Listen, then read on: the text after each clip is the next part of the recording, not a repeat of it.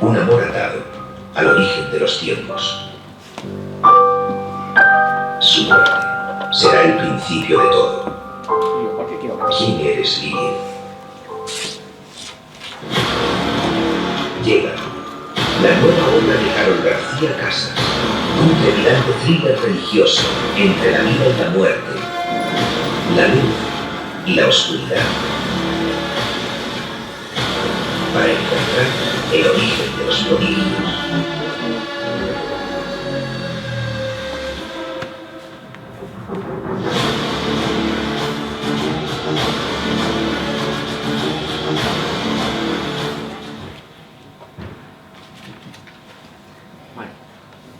Pues, buenas tardes, ahora sí que sí, ha llegado el momento y bueno, antes de presentar a Carol, ¿no? Que muchos de vosotros ya la conocéis, otros la habéis conocido hoy, bueno, para mí es un momento muy especial. Carol me decía antes, ¿no te vas a poner nerviosa? Si llevas 7 años haciendo radio y tal, pero hoy es un sueño cumplido junto a una amiga y que me haya escogido para hacerle esta presentación, la verdad que para mí es muy emocionante. Y bueno, no quiero emocionarme más, vamos a lo que estamos aquí. Es que dijo que iba a llorar. Que no llores, por favor. No. Pues vamos a hablar del origen de los prodigios, la novela que devuelve a la vida a Lilith, la primera esposa de Adán, el padre de la humanidad. La editorial Universo de Letras pone en el mercado una obra narrativa que dejará boquiabiertos a los exágetas más exigentes que demuestran con literatura de muchos quilates que el cerebro humano funciona a nivel cuántico. ¿Quién es Lilith? Rescatamos una cita del inmortal Fausto de Goethe, la primera mujer de Adán. No te enamores de sus hermosos cabellos, por más que sea un rico adorno, que contribuye tanto a su belleza, porque cuando con ello llega a alcanzar a un joven no lo suelta jamás. Este misterio interrogante personaje femenino presente en textos judíos arcanos vuelve ahora al primer plano literario de la mano de una obra que nos llega servida por la editorial Universo de Letras, siempre a la caza del talento emergente. Tal es el caso de la barcelonesa Carol García Casas, una científica largamente incursionada en el mundo de la biología, que demuestra con esta excelente novela que es capaz de manejarse como una consumada taumaturga de relato. Perdonad que lea, pero es que me pongo nerviosa y entonces no... Su insaciable voluntad por conocer y dudar de lo que presenta como verdad inmutable le ha llevado desde hace décadas a investigar lo que podemos denominar la ciencia fronteriza, centrándose en las voces electrónicas anómalas y distintos fenómenos que requieren de un espíritu indómito y ajeno a los dogmas como es el suyo, que además así nos conocimos en una investigación. Así nos conocimos, sí. Con el origen de los prodigios da un salto de calidad al apoyarse en la literatura y el mundo de la ficción. Puede escudriñar la realidad desde un prisma en el que el equilibrio y las sombras parecen llevar a cabo una coreografía sobre la condición humana. Los conocedores de lo profundo saben que como es arriba es abajo, en esta prodigiosa novela ese mensaje se plasma de una manera capaz de marcar una raya, un antes y un después, en la trayectoria emocional e intelectual de sus lectores y en cómo podrán desvelar el eterno enigma de la conciencia. El trama de este perfil literario nos habla de Lilith, una mujer que se encuentra aparentemente en una tercera vida. Con el paso de las páginas se desvelará cuál es su identidad y sus experiencias pasadas, de las que ha aprendido, o no. A base de las cicatrices sin sabores nos encontramos ante un fabuloso trampantojo de lectura tan ágil como...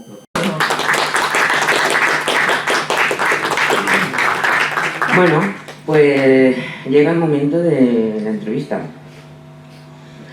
Y a mí me llama la curiosidad, ¿no? ¿Cómo nació este libro? ¿Por qué una persona que se dedica al ramo científico acaba, primero porque acaba en el mundo de los fenómenos fronterizos, cuando se supone que es totalmente lo opuesto. Porque la ciencia está siempre a lo opuesto, ¿no? Porque estamos aquí, la mayoría nos dedicamos a ello. Y bueno, aquí hay gente, realmente veo a Elizabeth que es doctora en genética, o sea que hay público muy diferente que seguramente le puede parecer un poquito más extraño de lo que vamos a hablar aquí.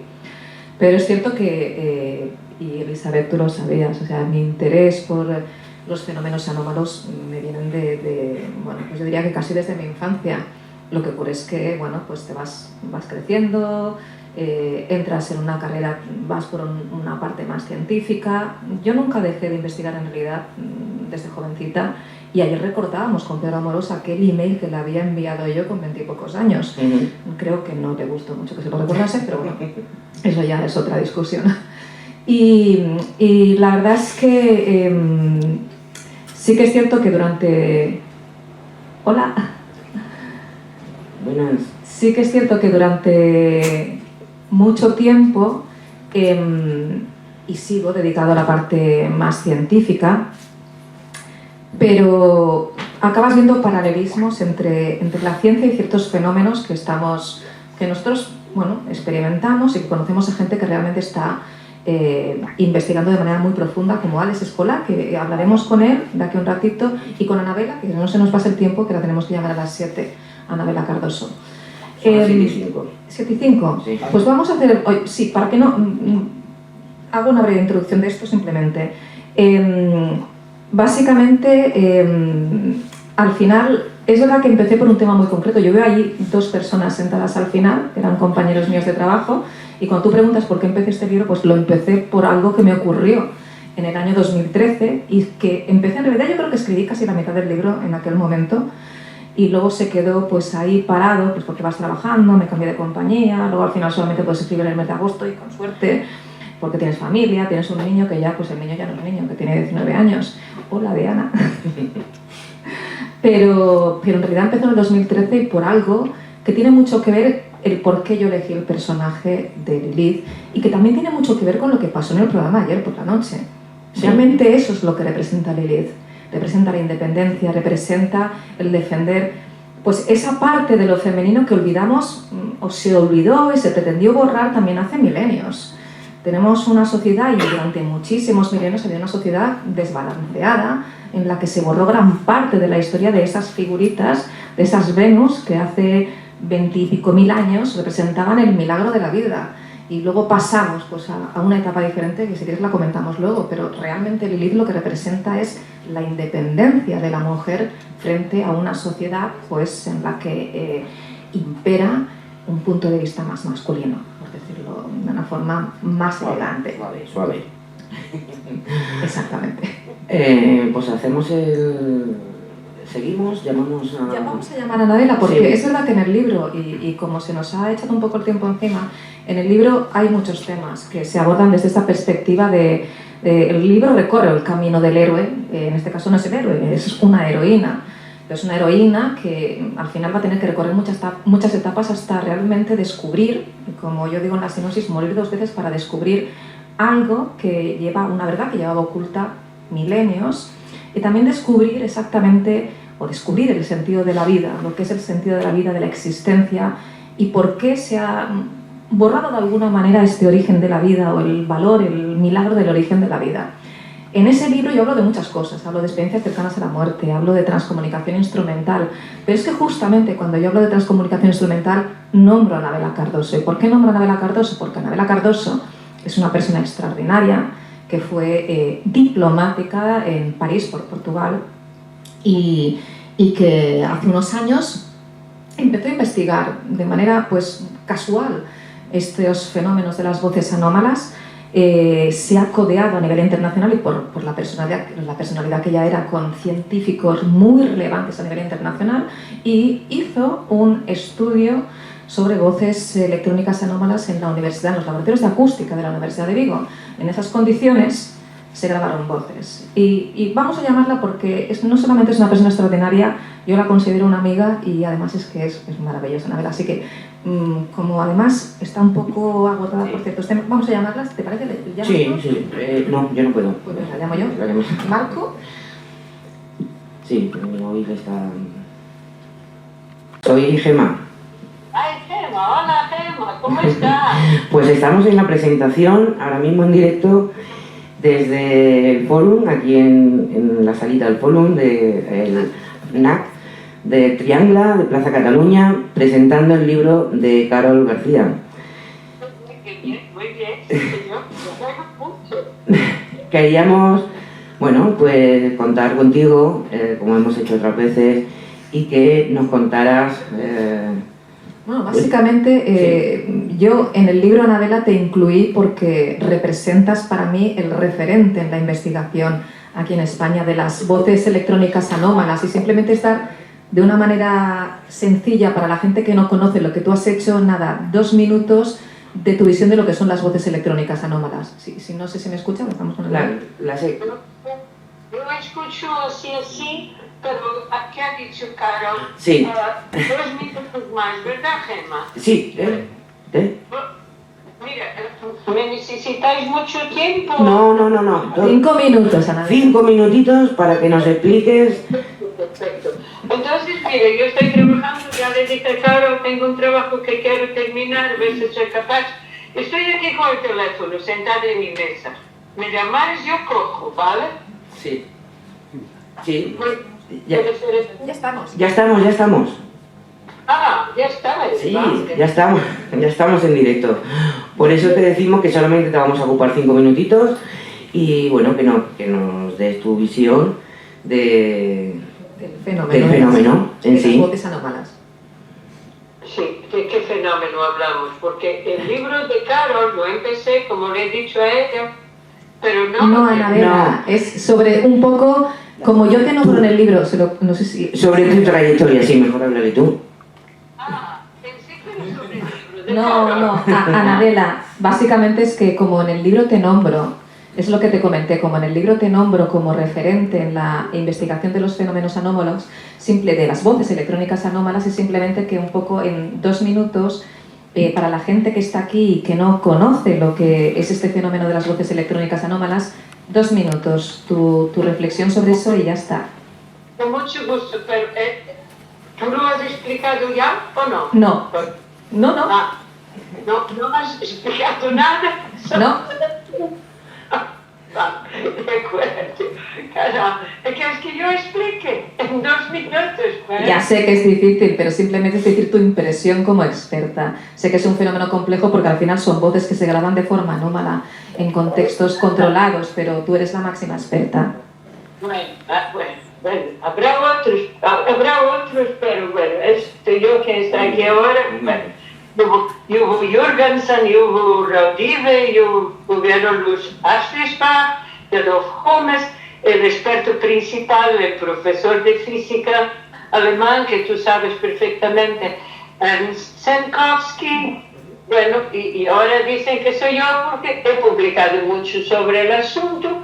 Publiqué en una publicación que es peer reviewed, como tú sabes, que es revisada por los pares, entonces hay una publicación científica que se llama Neuropathology, y allí publiqué el resultado, el informe de un estudio de investigación sobre las voces anómalas electrónicas que fue hecho en el laboratorio de acústica de la Universidad de Vigo, bajo las condiciones que actualmente se puede considerar las más controladas de todas. No hay nada más para controlar que aquello que nosotros hicimos esos 2 años, como he dicho.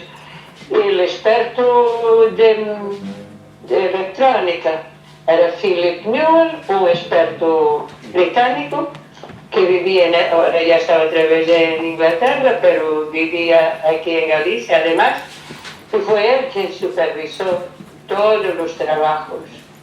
Él es un referente mundial en el diseño de estudios de grabación. Desde Moscú a Pekín, en China, Lisboa, donde también vivió, él para un estudio de máxima calidad de grabación llamaba a Philip Newell. Él fue el asesor técnico, fue el que supervisó todos los experimentos.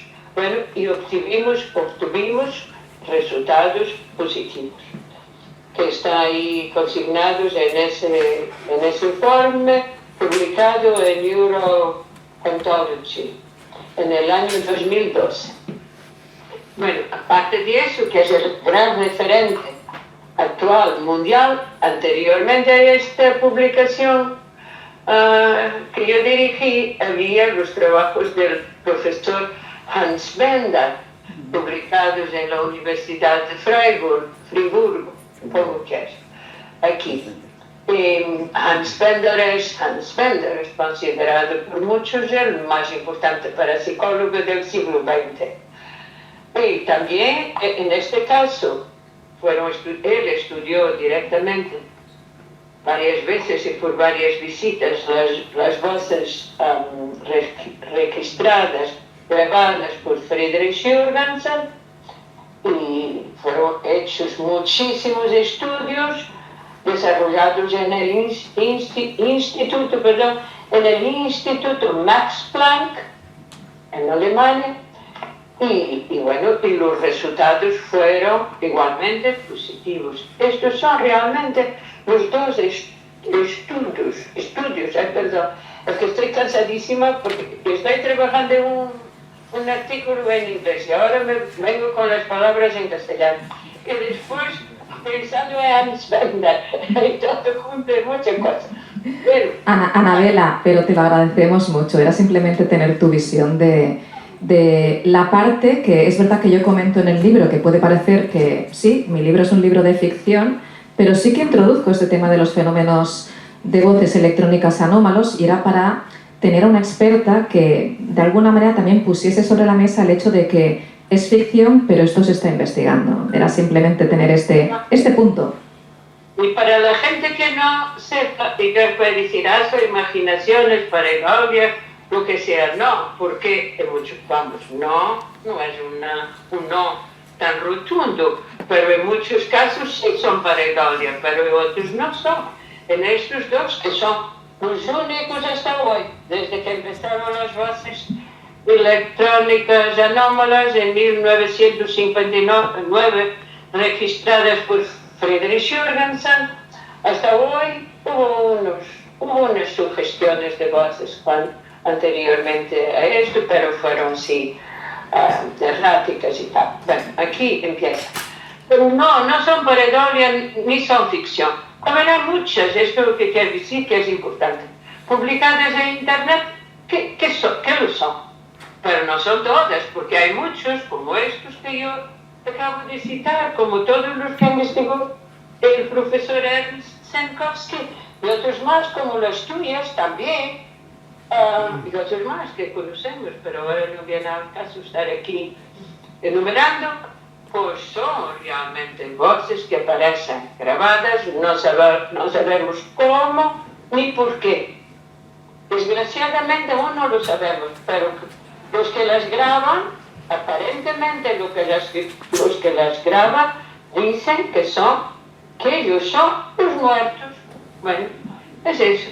Entonces, para validar esto, digo los dos estudios científicos publicados en publicaciones de prestigio, como Hans Bender, en la Universidad de Friburgo, o este estudio que dirigí yo, publicado en Neuro-Ontology.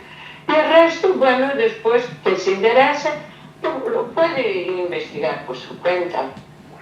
Pues yo tengo que decir que lo que me parece importante, que no son fantasía, no, algunas estarán publicadas en internet, pero internet no es un buen guía para nadie, pero bueno. No lo es. Anabela, te estamos muy agradecidos porque además yo sabía que estabas muy ocupada. y te agradecemos el tiempo que nos has dedicado. Te mandamos un abrazo enorme. Y para vosotros también, con mucho cariño, y que el libro, que es un libro, por lo menos como ya te he dicho, no lo pude terminar, tengo aquí muchos compromisos, pero claro que terminaré, con un lenguaje que a mí me encantó, fue la primera cosa que me impactó, y que impactará a tus lectores, seguramente. pues Un beso para todos. un beso, Anabela. Muchas gracias. Te están aplaudiendo todos. Gracias, Anabela. Un beso para todos. Buenas noches. Buenas noches. Bueno, pues Anabela es maravillosa. Anabela es maravillosa. Con mucho, ya tiene mucho corrido, ¿eh? En este mundo. Sí. O sea que una persona bastante importante en el mundo de la investigación. Pues seguimos con la entrevista. ¿Seguimos o casi que empezamos? Pues solamente te he hecho una pregunta. A ver, ¿cómo nos explicas el argumento hasta donde puedas llegar sin hacer spoiler?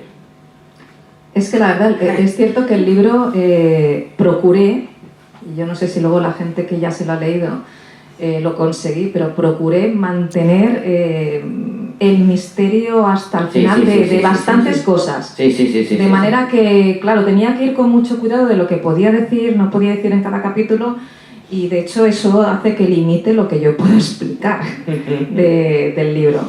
Pero básicamente es lo que he dicho antes, es un libro en el cual la protagonista principal es Lilith, que luego ya explicaremos quién es Lilith en la siguiente pregunta. En la siguiente pregunta, no sé si lo decimos ya. Pues Lilith, bueno, el personaje de Lilith es muy antiguo, desde la antigua Babilonia, recordaréis los que hayáis visto esas figuritas de esta Lilith demonio, básicamente alado, con pies con garras, pero que va evolucionando, estamos hablando de la época de Babilonia, en Sumeria, pero va evolucionando, sigue siendo un demonio cuando llega a la tradición hebrea, pero sí que es cierto que la leyenda más conocida o la que se ha hecho más famosa, porque realmente es como pues un alegato, ¿no?, a la independencia de la mujer, es la que apareció en el alfabeto de Ben Sirá, que bueno, es de la Edad Media aproximadamente, y en ese alfabeto lo que explica es la historia de la que fue la primera mujer de Adán, que no fue Eva, sino que fue Lilith, porque Dios los había creado a los dos, a su imagen y semejanza, no como Eva de una costilla de Adán. Entonces, pues esta primera Lilith, la primera mujer, se encuentra con un Adán que pretende, y así lo describe el alfabeto de Ben Sirá, lo describe pues como que quería someterla a tener relaciones en una determinada postura, que era que ella tenía que estar por debajo de él, porque era mujer y tenía que estar sometida por debajo de él. Y ella se negó, dijo, no, yo no tengo, yo he sido creada igual que tú a imagen y semejanza de Dios, así que no voy a permitir que me obligues a estar en una postura por debajo de ti. Y le abandona. Bueno, cuando le abandona, pues Dios envía a los arcángeles, tal y como explica la historia de la Edad Media, y la condena, y dice, si no vuelves con Adán, mataremos a todos tus hijos, ¿no?, a toda tu descendencia. Ella decide no volver porque prefiere seguir alejada de él antes que verse sometida, pero lo que hace dice, bueno, pues yo me vengaré y mataré también a todos los primogénitos, igual que vosotros estáis matando a toda mi descendencia. Pero no vuelve. Entonces esto es un poco el mito de esa mujer, esa primera mujer creada, no de una costilla de Adán sometida como Eva, sino creada a imagen y semejanza, igual que él, como iguales, y que además se negó a someterse. Ese es un personaje, bueno, de hecho, pues para el feminismo, bueno, es un reflejo, ¿no?, de demandas que, por desgracia, pues llevamos mucho tiempo y que aún hay muchas cosas que no se han conseguido, sin tener que hacer una disertación feminista, que no es el objetivo, pero sí que es un personaje que refleja esa independencia de la mujer. Esto sería Lilith, y la pregunta era... Bueno, era quién fue Lilith y por qué... El argumento, pues lo elegí porque estaba en un momento en que realmente me encontré con una situación en la cual me había visto sometida por algo que ocurrió ante pues, un hombre que tenía un cargo superior y que tuvo un comportamiento completamente deshonroso, no solamente conmigo, con unas cuantas más. Y después de eso pues yo empecé a escribir este libro, bueno, en un momento en el que yo quería reflejar, primero, pues esta mujer independiente que no tiene por qué ser sometida por el poder en ese momento de un hombre, pero también yo reconozco que en ese momento estaba un poco harta de escribir cosas para mis jefes que luego yo nunca aparecía en las firmas. Escribía estudios, escribía astras, escribía de todo, se ríe Francés porque lo sabe, pero mi nombre nunca aparecía. Yo recuerdo alguno en concreto que además se puso en la firma otra persona. Dije, esto lo he escrito yo, me sentía como el negro. Y decir, bueno, voy a empezar a escribir algo mío y que será solamente mío. Y de ahí empezó un libro, pues como digo, pues ha tardado bastante porque no he tenido mucho tiempo. Y el argumento, pues parte de esta Lilith contemporánea que, bueno, no es básicamente la historia de Lilith, en realidad es un personaje que se llama Lilith, es una Lilith que pasa actualmente y que va a tener que morir 2 veces para descubrir pues algo que realmente ha sido un misterio que lleva milenios pues queriendo ser borrado y apartado de la historia. Y ahí sí que pues nos podemos remontar a cómo ha sido, ¿no?, la historia de la humanidad y cómo han evolucionado las creencias durante pues, los últimos 30.000 años.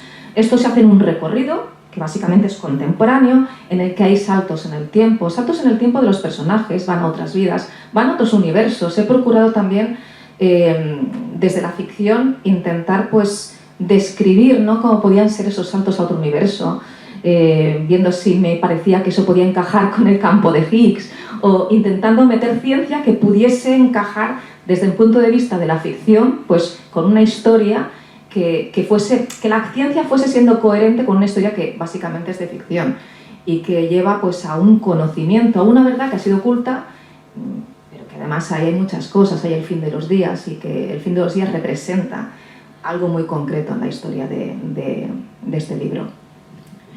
Bueno, yo tengo que decir que yo justo cuando te conocí estabas en ese impasse, que me comentaste, estoy escribiendo un libro... Es que nos conocimos ahí, yo creo que al poco de que... Sí, un poquito. Al principio, de 2018. Y bueno, yo te veo muy Lilith. Tú eres muy Lilith. ¿Por qué elegiste a Lilith? Francés, ahí no. ¿Verdad? ¿A que sí? No, pero es un personaje de ficción. Es que ahí tengo los compañeros, ex compañeros de trabajo, los tengo por ahí, Diana, Francés. Claro, han compartido contigo muchas horas y ahora las comparto yo. Entonces, yo te veo muy Miriam, te dije que no vinieses, no, porque estabas ocupada. Bueno, Miriam también es otra compañera. Un beso. También eres leír, pero de verdad es un libro de ficción, en realidad. ¿Y por qué? ¿Por qué elegiste a Lilith? Es lo que comento. Pues porque representaba ¿Porque básicamente tú eres muy Lilith? No, pero porque yo creo que también es un momento actual en que tenemos que recuperar ciertas cosas que no es que hayamos olvidado, se han olvidado muchas, pero también hay otras que no se quieren recordar. Se ha pasado pues de esas Venus, ¿no?, que habían del Paleolítico, en el que representaban el milagro de la vida, en que casi la vida ya no importe nada. Y creo que tenemos que volver a este equilibrio entre lo femenino y lo masculino. Esto es una parte importante del libro. No es un libro de revanchismo, básicamente es un libro en el que lo más importante es el perdón. Esto es lo que presenta el libro, el perdón. Y desde ahí pues va muy enfocado en ver este equilibrio entre lo masculino y lo femenino, que creo que actualmente aún no existe ese equilibrio, no. Pero sí que el libro va en busca de ese equilibrio positivo. Yo recuerdo cuando te conocí, me empezaste a contar el tema de que estabas escribiendo un libro. Cuéntame la anécdota que te ocurrió con un médico. Ah, eso sí que es verdad. Además hablé con él la semana pasada.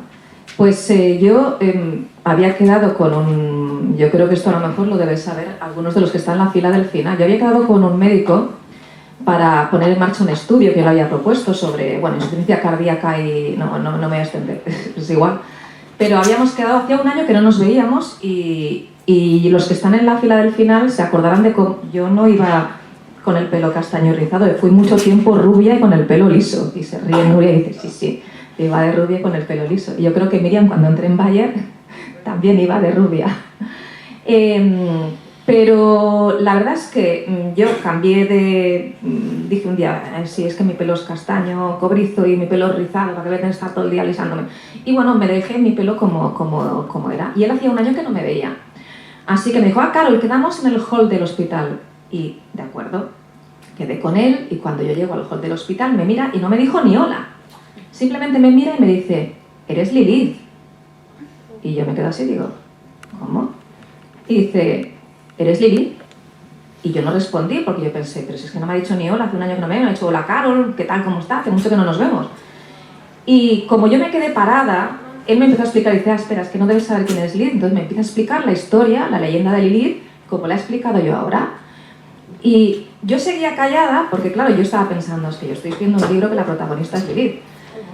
Y cuando termina de explicarme la historia, dice, es que te he explicado quién es Lilith porque te he visto muy callada y he pensado, como te he dicho eres Lilith, dice, porque es que al verte, digo, es que parece, de cara pareces Lilith. Y me ha venido la imagen de Lilith así de los cuadros pintados, dice, pero como te has quedado callada, me puedo explicarte quién es Lilith. Digo, no, si no me he quedado callada porque no sepa quién es Lilith, me he quedado callada porque estoy escribiendo un libro y la protagonista es Lilith. Entonces este médico, que además ahora tiene un cargo de investigación y de recerca a nivel general en Cataluña, me dijo, ¿sabes una cosa, Carol? Esto quiere decir que este libro va a representar algo importante en tu vida. Dice, porque de alguna manera esto nos ha conectado a los dos. Dice, no nos ha conectado ni el estudio ni la investigación, no. Nos ha conectado, me empezó a explicar la historia del hilo rojo. Dice, nos ha conectado este hilo rojo en este momento en el tiempo para que tú sepas que este libro para ti va a ser algo importante. Y fue una sincronicidad muy, muy bonita, que de hecho se la recordaba la semana pasada y me dijo, Carol, hace mucho tiempo de eso. Digo, sí. En el libro habla sobre experiencias cercanas a la muerte, sobre la vida en el más allá, el sentido de la existencia. ¿En qué te has inspirado? Bueno, pues me he inspirado en lo que muchos de los que están aquí en estas filas ya saben, porque ya hay un cuerpo de publicaciones muy interesantes sobre las experiencias cercanas a la muerte, realizados por médicos en condiciones también de metodología científica como Sam Parnia. De hecho, yo nombro especialmente Sam Parnia y el estudio Aware. Me iba bien para la historia, obviamente, pero sí que es cierto que es algo que actualmente tiene un desarrollo científico. En España, recordemos, en el Hospital de Bellvitge también estaban poniendo en marcha un estudio sobre experiencias cercanas a la muerte. No me hable de Bellvitge. Bueno, ya. Que yo he pasado también mis cosas ahí. Ya, has estado muy malita durante mucho tiempo. No por lo malita, sino por las cositas que nos pasaron. Ah, bueno, también, pero eso ya es otra cosa. Pero que están poniendo en marcha, o deben ya tenerlo, porque nos lo dijo el doctor Segarra hace ya casi un año. Sí. Y... ¿Sí? Que lo conocemos, bueno, lo conocemos. Ah, claro, lo conocéis, ¿no? Lo habéis escuchado. Es fascinante sí, cómo es una habla, además, es una maravilla. Es una maravilla. Pero bueno, que no solamente es a nivel nacional, que parece que vamos un poquito más lentos, pero a nivel internacional hace años que se investiga. Y hay estudios muy serios donde hay resultados positivos de gente que es capaz de describir qué ha ocurrido mientras estaba en parada cardiorrespiratoria, pero no qué ocurría en la sala de reanimación, sino que estaba ocurriendo al mismo tiempo, a lo mejor a 50 kilómetros. Y esto ha sido demostrado en estudios con una metodología científica y, de hecho, realizados por cardiólogos expertos en reanimación, que son los que más están actualmente investigando este tema. Y por eso estaba incluido, aparte porque realmente en mi libro hay una parte muy importante que representa esta relación entre la vida y la muerte, y esta transición, la transición entre la vida y la muerte y qué es la consciencia, y esa posible trascendencia de la consciencia. El libro se lo dedicas a tus padres, a tu marido y a tus hijos y a tu hermano fallecido. Supongo que hay algo también de Tony, ¿no?, en este libro. Hay de Tony, pues sí, hay de Tony parte quizá del primer capítulo, sí, porque es algo que obviamente me marcó mucho y de alguna manera refleje parte hay de mi vivencia de cuando falleció mi hermano, sí, en ese primer capítulo, y también de cómo, pues, esos primeros momentos que para la familia, pues lo que puede rasgar más, ¿no?, el universo, que es la pérdida de un hijo. Sí. La nota de ¿Por qué? ¿Qué pasa? ¿Por Alex? ¿Qué ha pasado? No, estoy mirando. Vale. La nota de prensa indica que es un libro hermético. ¿Por qué elegiste el hermetismo como eje de tu libro? Aquí hay algún experto en hermetismo, Gustavo, no te veo, estás por ahí, sí. Que además cuando leí el libro me dijo, yo esto ya lo he estudiado mucho tiempo. Bueno, porque la tabla esmeralda me iba bien. Fíjate que fue a la inversa. En realidad yo estaba leyendo un día el Universo Levante de Brian Greene, porque la gente que me conoce sabe que me fascina la cosmología y leer sobre las leyes que pueden estar dirigiendo, ¿no?, la física del universo. Y leyendo una de las simetrías de la teoría de cuerdas dije, wow, pues sí, esto de forma muy parecida, casi parece lo que dice pues, uno de los principios de la tabla esmeralda, ¿no?, lo que es arriba es abajo. Esto era la simetría, la dualidad T, ¿no? Entonces me sirvió muy bien para hacer un eje en el que yo conectaba una parte científica, que era uno de los personajes, Alex, que además, fíjate, ahora cuando llamaremos a Alex Escola, porque ¿quién me ha dicho que le recordaba el personaje del libro a Alex Escola? Yo no conocía a Alex cuando escribí ese personaje todavía, pero ahora que lo vamos a llamar, se lo vamos a decir. Es verdad que Alex es un experto físico que está trabajando en la teoría de cuerdas y me iba muy bien conectar esta teoría, esta dualidad T, con ese maravilloso principio, ¿no?, de lo que es arriba es abajo, ¿no? Porque básicamente es muy parecido a lo que dice la dualidad T. Y ahí pues lo desarrollo en el libro y me sirve para hacer esos saltos entre universos, que describo varios universos, y para, bueno, establecer una base más o menos coherente dentro de la ficción a una historia que es de ficción. Y yo, perdona que te corte, pero es que a Alex Escola le tenemos que llamar. ¿Llamar o entrar? Entrar. Ah, ¿pero ha entrado ya? No, pero tenemos que... Pues avísalo, cuando esté dentro lo metemos. Pues venga, va. Está todo preparado. Perdona, yo soy una chica que esto, ya lo sabéis, me entendéis todo, ¿verdad? Yo Sí, sin hablar sí, me entendéis perfectamente, ya me conocéis. Yo me explico como un libro cerrado. Tú dile que se vaya conectando y cuando escuchemos el clink clink, el niño ya está preparado allí para darle lo que ahí está. Yo le escribo, porque básicamente es que va muy bien. Además que fijaos, yo estaba esta semana en un congreso en Galicia, muy aburrido, son enfermedades infecciosas. Mira, se ríe, ¿sabes lo que es estar en congresos, no? Fíjate. Dios mío, me estén oyendo. Céntrate. No, fantástico el congreso. Que hoy no te tengo cerca para darte patadita debajo de la mesa. El caso es que me había enviado Alex Escola porque acaba de publicar un artículo muy interesante sobre sus investigaciones en visión remota en la revista Muy Interesante. Alex Escola, para quien no lo conozca, es un psicólogo experto en biometría, en estadística, matemático, psicólogo y matemático, y que ha hecho una incursión en este mundo de los fenómenos anómalos desde el punto de vista estadístico, como estadístico además es estadístico. Que cuando hablas con él, además, es que lo que es y lo que no, dice no. Y justamente me envió el mensaje y me dijo, Carol, mira, a ver si te lo quieres leer este artículo, y yo le dije, ¿sabes qué pasa? Que a mí lo del determinismo, como que no, yo soy más del libre albedrío, que es uno de los aspectos que yo introduzco en el libro, determinismo, libre albedrío. Porque a mí esto de que esté todo escrito, como que digo, pues qué aburrimiento, ¿no? Yo prefiero tener la posibilidad de elegir mi futuro y que mis acciones tengan que ver con lo que va a ser mi futuro. Me envió como 5 mensajes de voz, que yo como entraba a otra charla ya no los pude escuchar, luego me dijo, ya hablaremos, pero esto es muy interesante. Y la verdad es que sí, es una persona que a nivel científico es brutal y que ha introducido factores muy interesantes en el análisis de esos fenómenos anómalos, como es la relación que puede tener las emociones y la empatía con ciertos aspectos en fenómenos que le está investigando. Así que no sé si está, no ha contestado, porque estaba reunido. Si no, vamos avanzando para cuando él pueda entrar. Vale. Es un libro de ficción, pero hay mucha ficción. ¿Qué parte es ficción? ¿Qué parte es real? Y cuéntanos el lío que nos trae. Bueno, es un libro de ficción todo, pero sí que es verdad que introduzco datos de ciencia, que algunos son ciertos.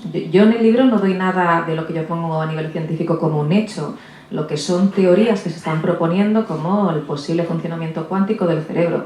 Pues es el posible funcionamiento cuántico.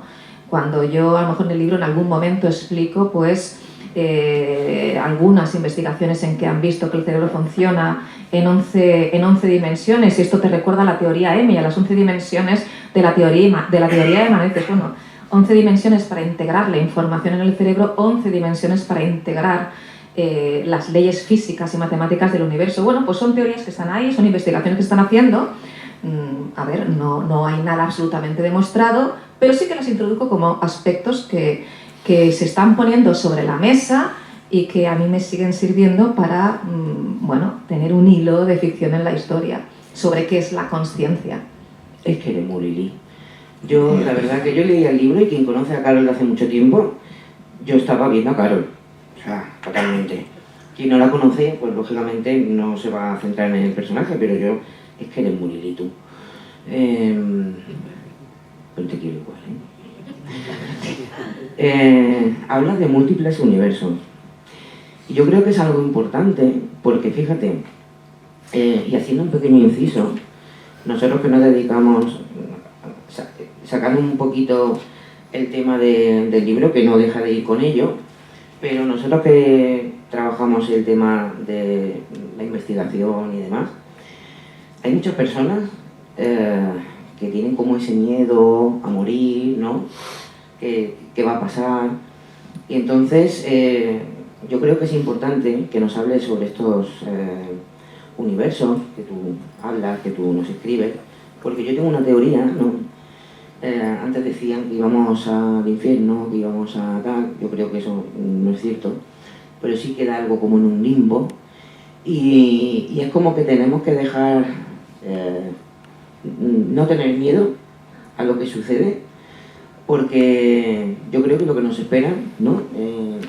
En esos universos, y además, habiendo leído el libro, es como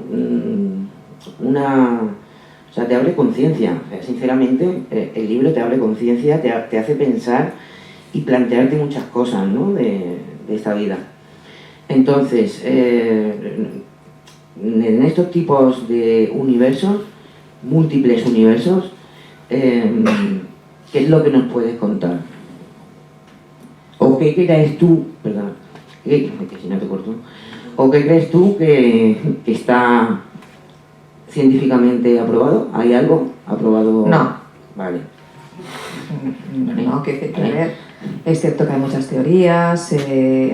Primero, para este universo hay quien plantea las 11 dimensiones en la teoría M, hablamos de 11 dimensiones. Otros dicen que incluso podían ser más, pero bueno. Luego hay pues, otras aproximaciones que hablan de los universos burbuja, que bueno, que cada universo tiene como su burbujita, pero demostrado como va a haber, no hay nada. Y yo dudo que nunca lo podamos, lo podamos saber, porque es que estamos dentro de la caja. Y no puedes pretender desde dentro de la caja ver qué hay fuera. Y segundo, porque la mayoría de las teorías que intentan explicar cómo es el universo, nos encontramos con la paradoja de que incluyen a la consciencia. A través del famoso efecto observador, y al revés, para explicar la consciencia al final tienes que acabar hablando del universo, porque estamos hechos de las mismas partículas y con las mismas leyes que rigen las partículas elementales del universo, con lo cual estamos en una bidireccionalidad en la cual va a ser difícil, somos parte de la incógnita. Ahora estaba diciendo Nuria, a mí me ha pasado. Bueno, a mí no. ¿Te ha pasado qué? Siendo adolescente, estuve un día tumbada en la cama. Si quieres, déjame ver. Porque precisamente sobre ese evento de conciencia, estaba tumbada en la cama, despierta, pero quise notarme a mí misma, o sea, en sí, ser yo consciente de mí misma, y empecé a decir yo soy yo, yo soy yo, yo soy yo, y de repente me sentí como si yo fuera el universo. Fue una sensación brutal. Y la recuerdo, y a veces intento volver a repetir esas palabras y a ver si me vuelve a pasar. Pero en el primer capítulo, que le pasa precisamente eso, cuando muere, que es el universo, es que me acordé de lo que me pasó, y es que yo puedo decir que yo lo he vivido, o sea, lo he experimentado, y es maravilloso. O sea, somos el universo, cada uno es el universo entero.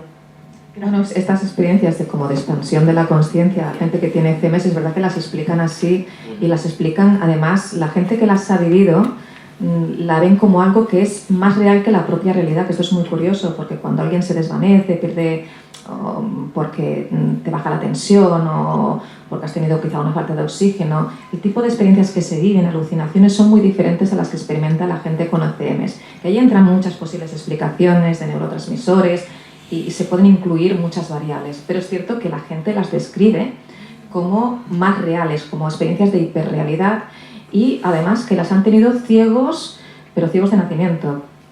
Entonces ahí ya entra, es un poco más complicado de explicar cómo es posible que ciegos de nacimiento que nunca han visto puedan representar, ¿no? y decir que han visto, ¿no? Pero creo que nos hemos desviado, ¿no? Bueno, te estaba preguntando por de los universos. Hablas de los múltiples universos. Los múltiples universos, no, en mi libro es una ficción y yo describo múltiples universos para generar una ficción, y entre ellos sí que pues intento explicar a lo mejor la transición en los universos a través de incluir pues de una manera alegórica el campo de Higgs, pero sigue siendo ficción. O sea, es un libro de ficción. Otra cosa es que yo me ancle en aspectos ligados a la ciencia pues para vehiculizar la historia. Esta pregunta me gusta. Tu libro transcurre entre Llerida y Tossa de Mar. ¿Por qué has elegido esas localizaciones? Bueno, Llerida porque es donde vivo y además que es un sitio maravilloso. Para mí es donde yo salgo, y cuando estoy en mi jardín veo el bosque y me parece lo más extraordinario esa conexión con la naturaleza. Es un lugar rodeado de naturaleza y yo no podría vivir en la ciudad porque me faltaría lo que para mí es de las cosas más maravillosas, que es estar rodeado de esa vida esa vibración tan tranquila que es el bosque y la naturaleza.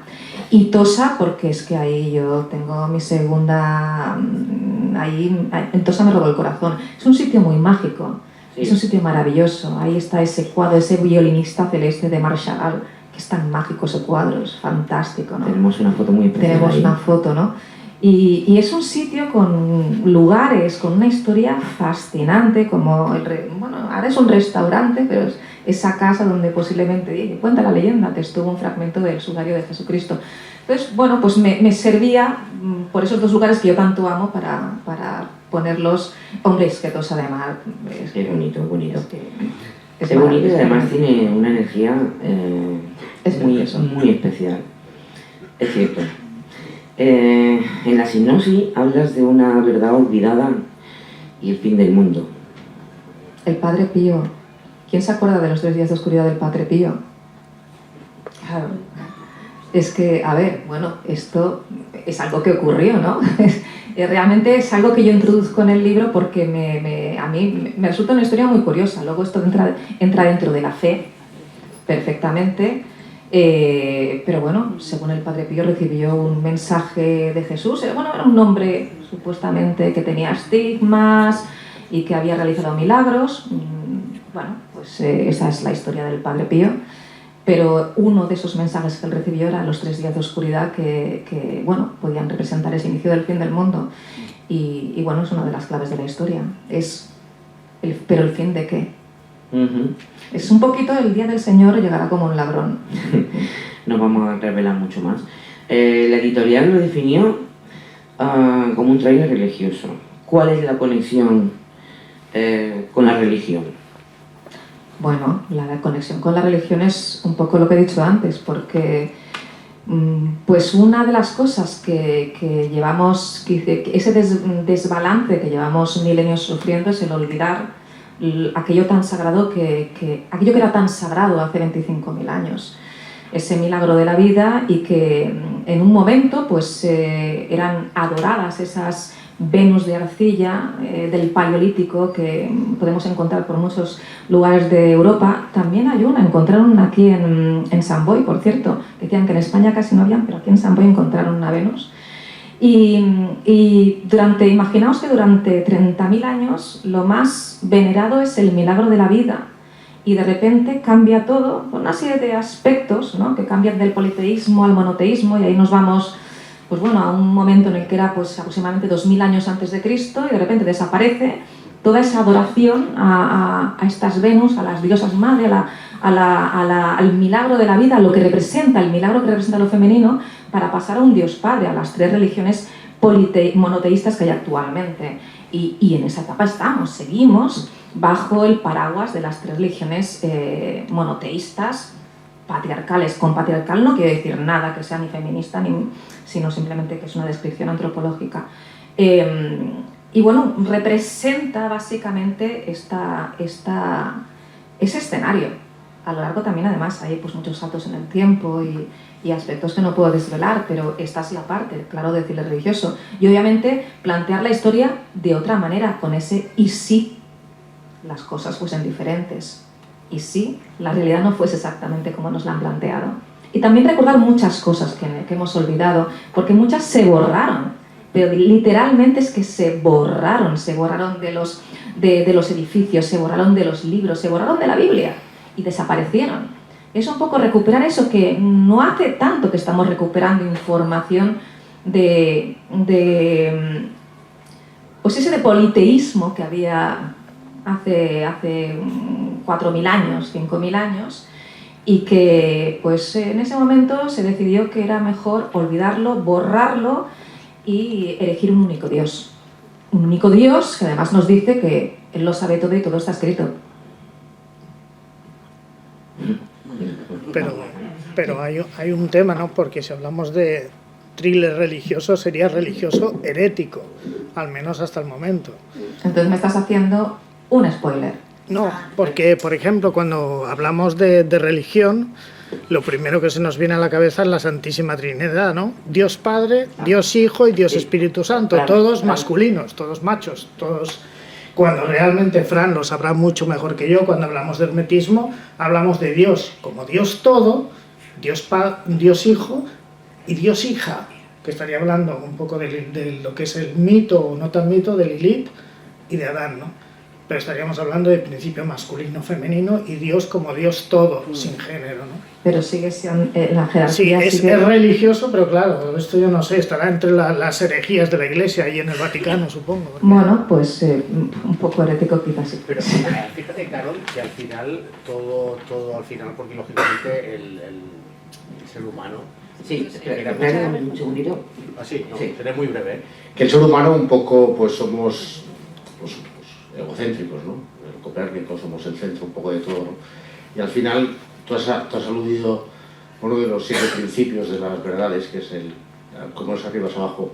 Pues hay otros principios que casan y siempre recurres a ellos y tienes mucha explicación de muchas cosas. Cuando hablamos de los principios masculinos y femeninos, en un plano, lógicamente, de equidad y de equilibrio, también hacemos referencia al principio de dualidad del que habla el Kybalión. Para mí Kybalión es un libro, bueno, yo creo que es el libro de la sabiduría y es el libro donde eres capaz de entender, pues te ayuda muchísimo a comprender. Nada más.